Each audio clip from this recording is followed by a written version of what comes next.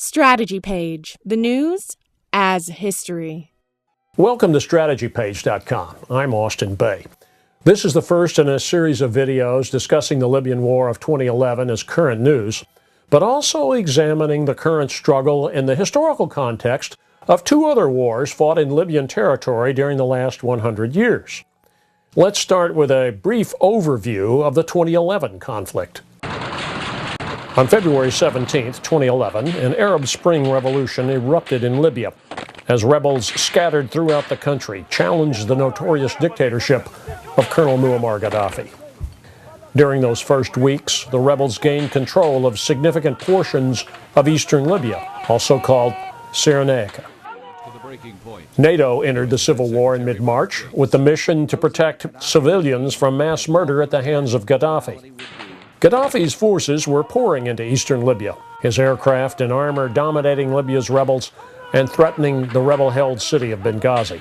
Disorganized rebel fighters lacked anti-aircraft weapons, anti-tank weapons, and artillery. NATO air power saved the rebels by driving Gaddafi's air force from the skies and then pounding his loyalist armored units.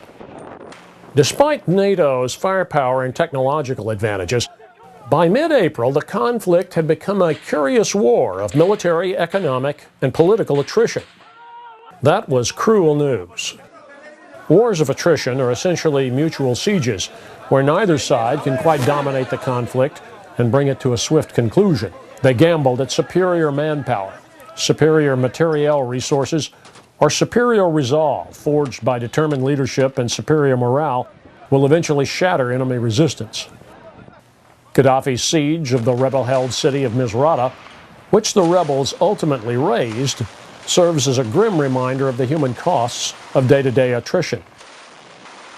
In July 2011, Libyan rebels launched a very sophisticated operation. A rebel motorized column left the Kufra oasis in eastern Libya and, after an advance of some 600 kilometers, attacked a pro-Gaddafi base just north of the Libya-Chad-Niger tri-border region. The column then drove north toward the town of Sabha, threatening a fragile land supply route to Gaddafi's Tripoli stronghold. By early August, Gaddafi faced a war on 7 fronts. 1. The Eastern Front. 2. Berber tribes to Tripoli's south. 3. The Misrata area. 4. Trouble in towns located between Tripoli and the Tunisian border, such as Zawiya. 5. NATO air attacks on Tripoli and his supply centers. 6. The threat to Sabah. The 7th front was discontent in Tripoli itself, political attrition challenging Gaddafi. In mid-August, fierce fighting erupted in Zawiya as rebels launched an attack east toward Tripoli. By August 20th, rebel forces began a series of attacks inside Tripoli. Gaddafi's loyalist forces collapsed, including his Presidential Guard unit. His regime was finished. Another Arab dictator had fallen. Regime change had succeeded. But the rebels face many problems among themselves. They divide along ethnic, economic, political, and regional lines. There is no single victorious rebel army. No one general or political figure has emerged as a unifying national leader. In retrospect, rebel fractiousness combined with NATO's political hesitancy and vacillation by Western leaders extended the war, and that extension led to more civilian casualties and deaths. But toppling a murderous dictator is still a victory. The Libyan rebels earned their victory.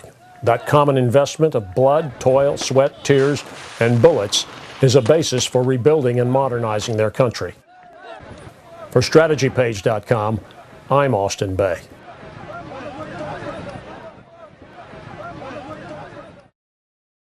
Visit StrategyPage.com for further information and analysis.